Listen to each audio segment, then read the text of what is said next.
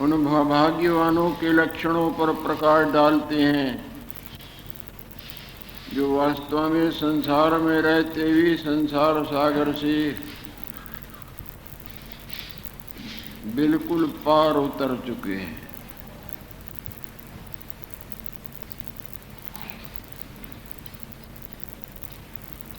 शरीर, इंद्रिय इत्यादि इत्यादि कर्मों में प्रवृत्त भले होते हैं, परंतु वो अपने वास्तव स्वरूप करके किसी भी कर्म में प्रवृत्त नहीं होते।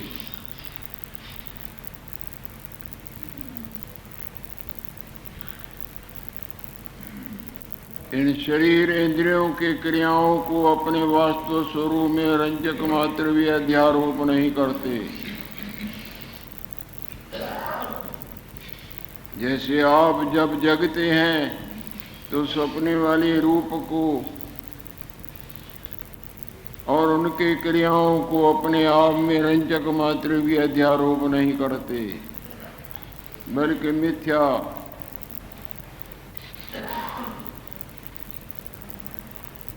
असत जान के, मिथ्या समझ के उधर से अपने मन का बिल्कुल मोड़ ही देते हैं।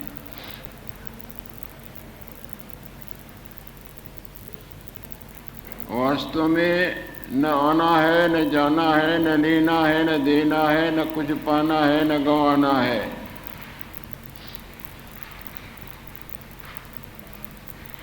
जैसे जाग के देखें तो क्या लेना क्या देना है, जो अभी अभी सपने में सब लेना देना पाना गंवाना इत्यादि इत्यादि भासता था। इसी तरह जिनको ज्ञान जागृति का मंगलमय प्रसाद प्राप्त हुआ है, उनके लक्षणों पर गुरुदेव प्रकाश डालने लगे हैं।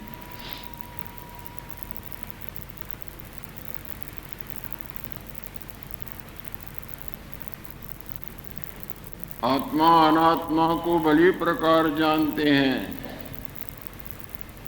जैसे जगा हुआ अपने जागृत रूप और सपने वाले रूप को जो अभी सत जानता था, उसको अब सत नहीं जानता,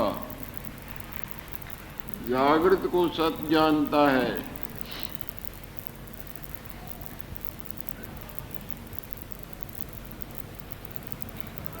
इसी तरह जिन्होंने भली प्रकार सत असत का विचार करके असत का त्याग और सत्य में विश्रांति पाई है,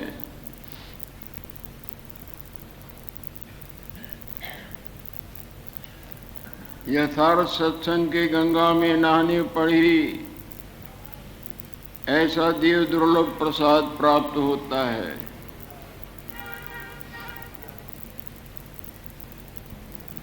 वस्तु सिद्ध विचारेण नन्यथा कर्म कोटि भी।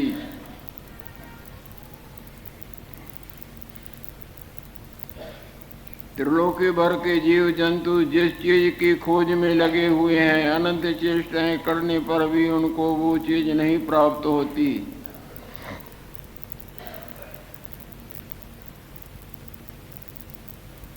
जब ये भली प्रकार सत्य सत का विचार करता है, यथार्थ सत्संग की गंगा में नहाता है, तब ही जाके इसको वो वस्तु प्राप्त होती है।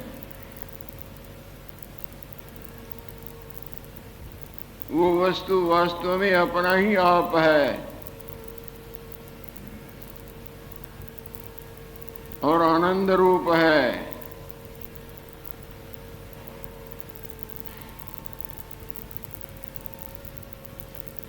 उसका भूले खाई आनंद के लिए अनंत प्राणियों, पदार्थों, भोगों इत्यादि में आनंद के लिए पड़ा भटकाता है।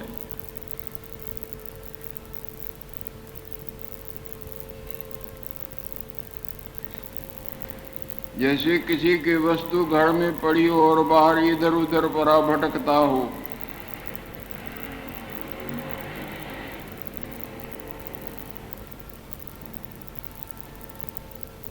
इसी तरह आत्मा जो आनंद स्वरूप है, जो अपना ही आप है, उसके भुलेखे से इधर तरह तरह के भोगों में, प्राणियों में, पदार्थों में, लोकों में, परलोकों में, इनमें उनमें, पुण्य में, पाप में पड़ा भटक भटक के उसको ढूंढ ढूंढ के ढूंढता ही मरता रहता है।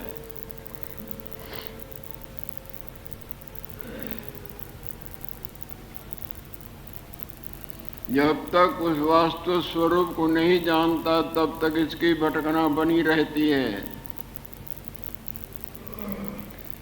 जब वास्तवताई को जानता है, अपने आप में विश्रांतिवान होता है, तब इसकी खोज खत्म हो जाती है, भटकना शांत हो जाती है। लीला मात्र बने कार्य करता रहे, परंतु उस लीला से अंतरंग ऐसे उठा रहता है जिस तरह कमल पानी में ऊपर उठा रहता है।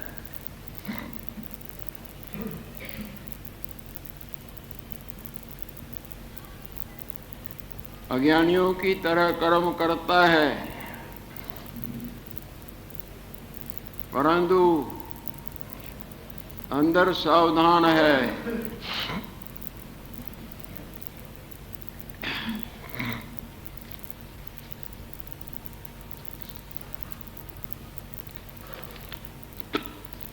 जिस तरह बहुरूपिया कर्म करता है, परंतु उन रूपों और उनके क्रियाओं को अपने आप में बिल्कुल अध्यारोप नहीं करता, नहीं मानता।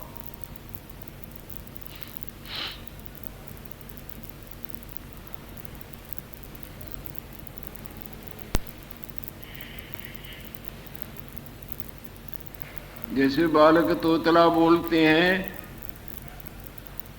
उनको खुश करने के लिए, अपने मन का परचावा करने के लिए बड़े भी तोतले की तरह बोलते हैं। क्या वो तोतलापन अपने हृदय में सत्यता के भाव से ग्रहण करेंगे?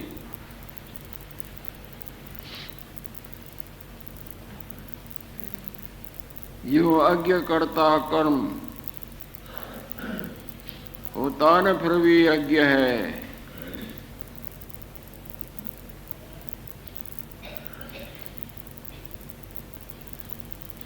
नैव किंचित करोमि युक्तो मन्ये तत्त्ववित्। वास्तवता ही का जिसको बोध हुआ है, वो रंजक मात्र भी क्रिया, कोई भी कर्म अपने आप में अध्यारोप नहीं करता। जिस तरह मोम जामे वाला भीगता है, परंतु भीगन को अपने शरीर से छूने नहीं देता।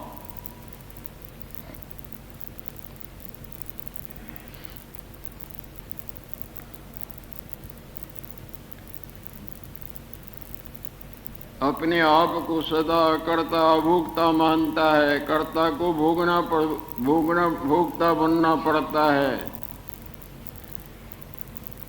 और क्रियाएं जो भी कोई किसी तरह की भी करता है, आनंद पाने के लिए ही करता है ना, कुछ भी करता है। बोलता है, देखता है, सुनता है, लेता है, देता है, सोचता है, कुछ भी करता है, कोई भी करता है, किस लिए करता है? आनंद पाने के लिए करता है ना। आज तक जो भी कुछ आप लोगों ने किया है, घर बनाया है, दुकान बनाया है, ब्याह शादी, लेना देना, पहनना, खाना, उठना, ये वो ये सोचना करना, गहराई से सोच के देखेंगे तो आपके इन क्रियाओं के करने का या आगे भी करने में जो जुड़ा हुआ है, सब इसका लक्ष्य क्या, आखिर पाने का मतलब, करने का मतलब क्या है? आनंद पाने की इच्छा को लेके ही ये सब क्रियाएं होती हैं।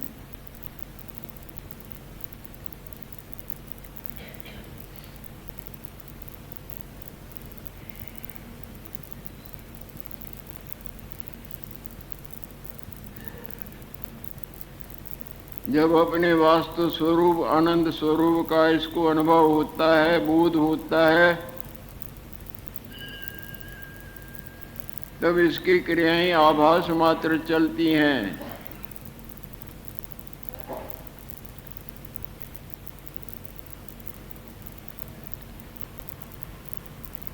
उन क्रियाओं को अपने आप में अध्यारोप नहीं करता।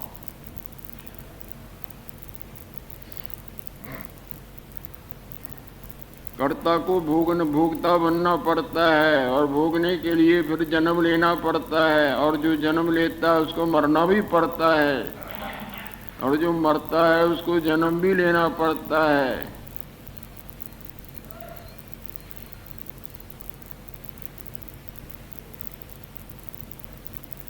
ये कर्तापने का जो भाव है एक किस्म से काले सर्प से भी ज्यादा दुखदाई है।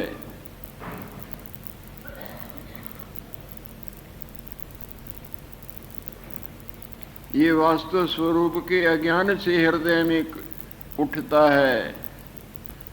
जैसे बोले किसी सर्प के ऊपर पांव आ जाए, बोले आज नहीं कड़ेगा, वो काट मारेगा। इसी तरह किसी भी कर्म का जो कर्ता बनता है उसको भोगने के लिए जन्म लेना पड़ेगा।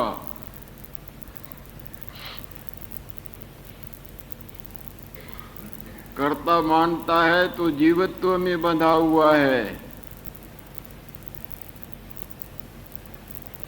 और विवेकवान कर्ता होते हुए अंतर जीवत्व के भाव को छूने नहीं देता, क्रिया को अपने में अध्यारोप नहीं करता, पाठकर्ता की तरह करता है।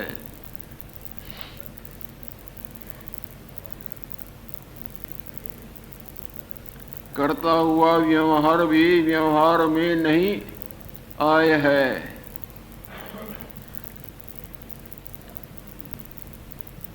चौथी भूमिका वाला, चौथे दर्जे वाला जिनको बोध तो हुआ है परंतु अभी उस बोध गंगा में तल्लीनता नहीं हुई है, वो अज्ञानियों की तरह कर्म करता है परंतु इन क्रियाओं को अपने आप में अध्यारोप नहीं करता। जैसे जैसे उसकी भूमिका बढ़ती जाएगी तो वो क्रियाएं भी ठंडी पड़ती जाएंगी।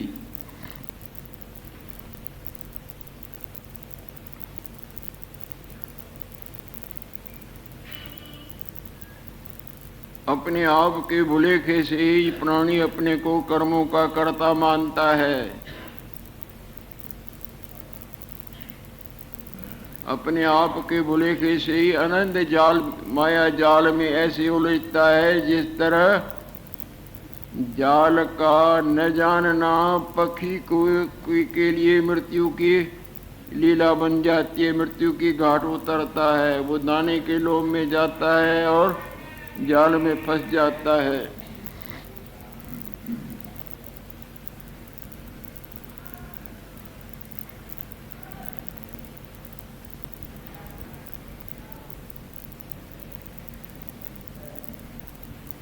इस माया में मूर्ति और इस माया में मूर्ति क्रियाओं से ऐसे उठा रहता है जिस तरह पानी में कमल पानी से ऊपर उठा रहता है। जिस तरह आपका ही जागृत रूप आपके स्वप्न वाले रूप से बिल्कुल असंग रहता है ना,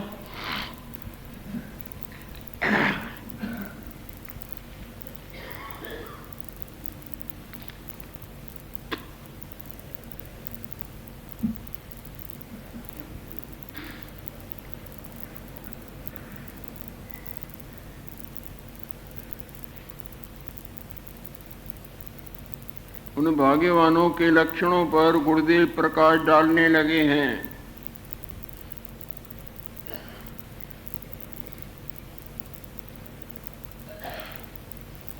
कितनी भी मायक सामग्रियों करके इस मन माया में मूर्ति को सजावे तो भी इतनी शोभा नहीं पा सकता है जितनी विवेकवान सद्गुण संपन्न पाता है।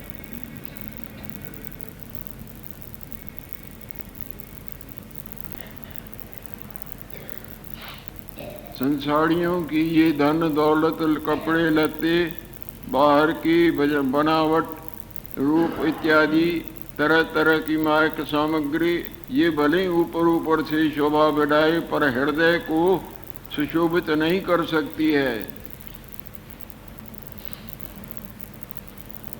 हृदय को सुशोभित करती हैं तो देव संपदा के गुण करते हैं।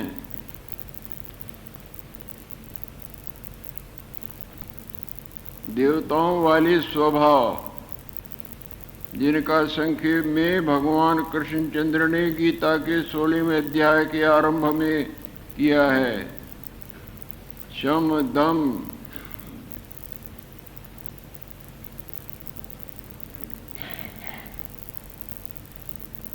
धर्मपरायणता सत्य सदाचार इत्यादि इत्यादि इन गुणों के करके मन सुशोभित होता है।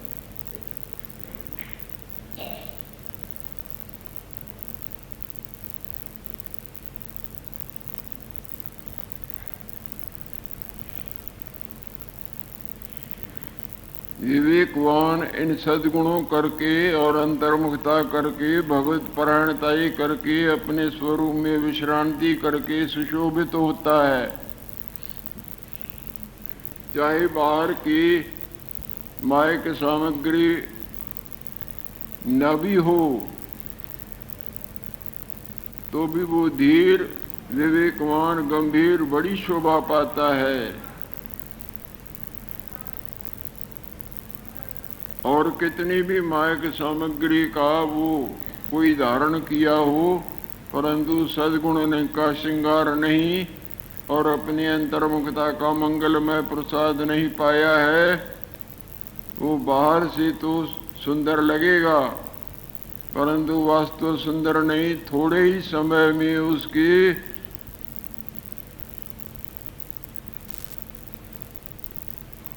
जैसे गंध से भरा घड़ा ऊपर से सुंदर सामग्री से भरा हुआ नजर आवे, थोड़े समय में ही उसकी सुंदरता बिखर जाती है, बल्कि सबके नजर से गिर पड़ता है।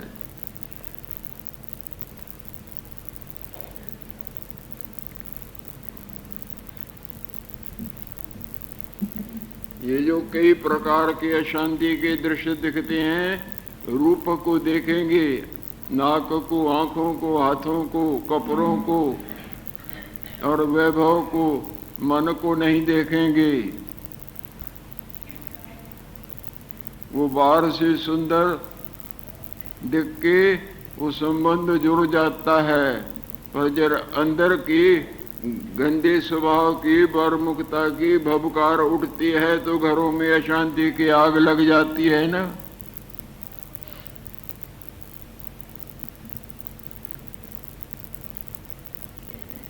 वो सुंदरता का जो चकमा था वो खुल गया और अंदर जो ढका हुआ था दुर्गुणों का घड़ा वो बाहर खुल आता है, तो घर घर में लड़ाई हो जाती है, एक दूसरे के प्राणों पर खेलने लगते हैं, तलाकें हो जाती हैं और बेमने से झगड़े।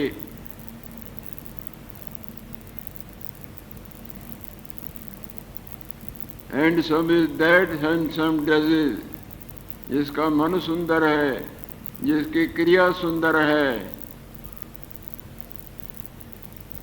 वो वास्तव में सुंदर है।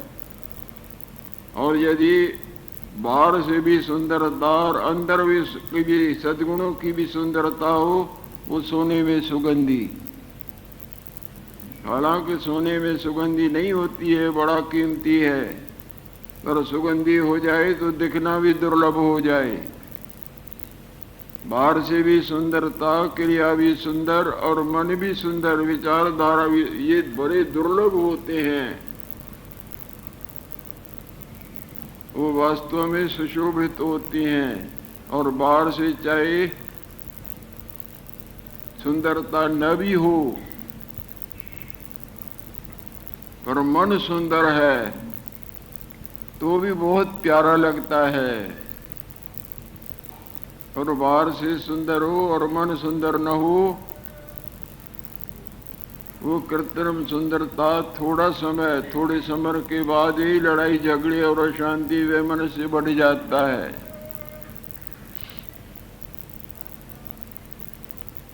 वो विवेकवान जो अपने वास्तव स्वरूप में विश्रांतिवान हैं, जिन्होंने सद्गुणों का श्रृंगार किया हुआ है, वो किसके मन को लुभायमान नहीं करते। बड़े बड़े सुंदर, बड़े बड़े राष्ट्र नायक भी उनके चरणों में सिर झुका देते हैं, सबको प्यारा लगता है।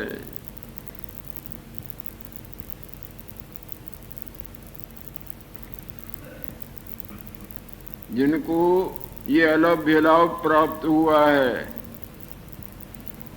जो लाभ बड़ा ही दुर्लभ है। संसार में दुर्लभ से दुर्लभ वस्तु है अपने आप का जानना।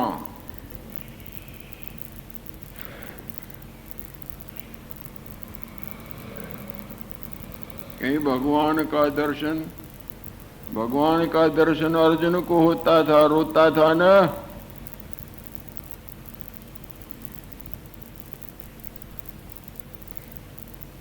मैं अपनी बना के नहीं बोलता हूं। अगर इसमें कोई मेरी गलती हो तो आप बता सकते हैं। भगवान का दर्शन तो अर्जुन को होता था, और दर्शन ही नहीं, अर्जुन के ऊपर कितनी कृपा थी। उस पर आई हुई सब मुसीबतें अपने पर झेलते थे, और अपने मान सम्मान के मुकुट को भी नीचा करके उसके रथ का हाँकने का कार्य भी करने लगे। नहीं तो अर्जुन जैसे कई उनके रथ को हाँके।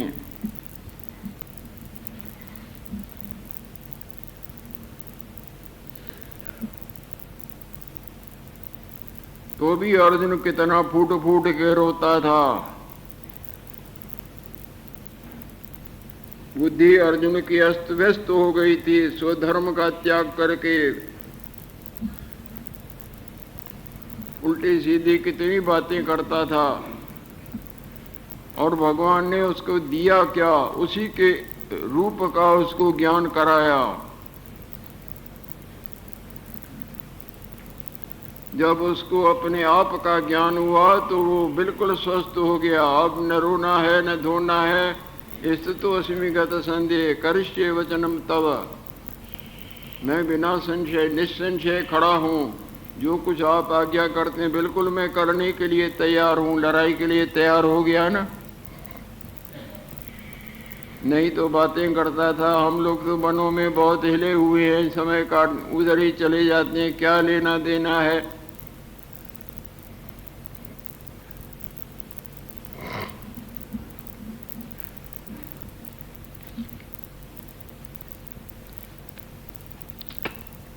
दुर्लभ से दुर्लभ यदि कोई संसार में कार्य है तो अपने आप का जानना है।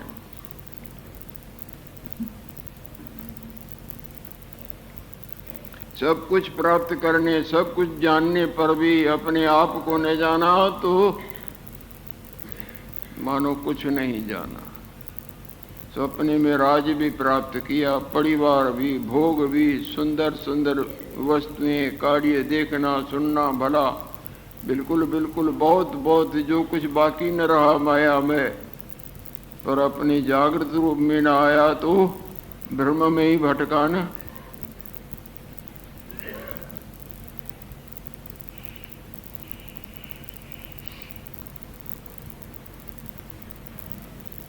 पहले ये सत्संग कठिन नजर आता है, क्योंकि मन हिला हुआ है रंग रूपमयी बातों, रंग रूपमयी वस्तुओं और चाचले वाली बातों, हंसना, ये माया में सामग्री से जन्म से कई जन्मों से परचा हुआ है। इनको ये भारी पड़ता है।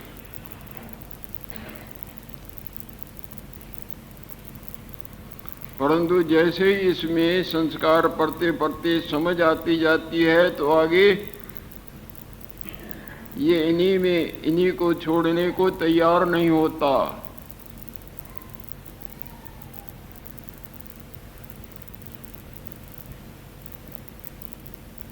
ये यथार्थ सत्संगी वास्तव शांति देह है।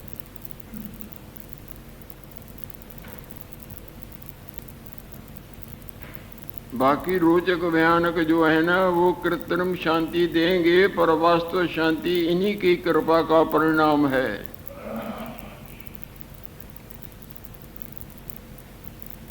और रोचक भयानक वे यदि करता रहे और किसी फल की मायक, सुख की मायक, भोग की बात की इच्छा न करे तो उससे हृदय निर्मल होगा। आगे चल के ये यथार्थ सत्संग का ही प्रसाद प्राप्त होगा। भगवान यही प्रसाद देंगे।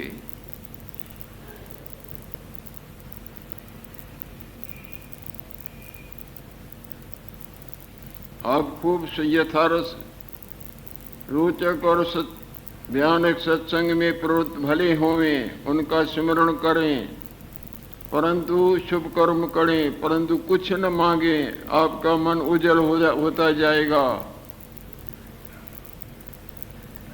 और जैसे ही उज्जवल हो जाएगा तैसे ही यथार्थ सत्संग का प्रकाश कुदरत आपको देगी और उसी मंगलमय प्रसाद को पाके आपका जीवन धन्य हो जाएगा।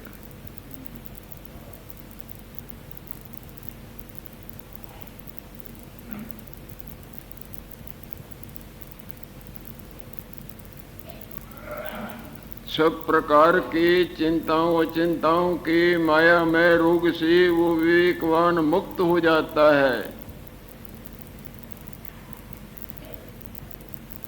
अपने आप में विश्रांतिवान होता है। कैसा है? अपना आप जो अद्वितीय निर्विकार सर्व कल्पनाओं से रहित और जिसका रूप ही आनंद है।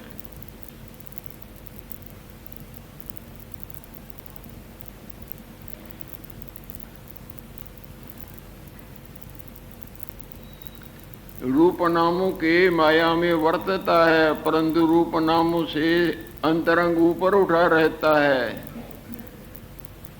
जिस तरह आप सिनेमा घर में या टीवी को देखते, रूप भी नाम भी उनकी चेष्टाएं भी देखते हैं, परंतु हृदय में होता है न कि ये न रूप है, न नाम है, न कोई वस्तु है।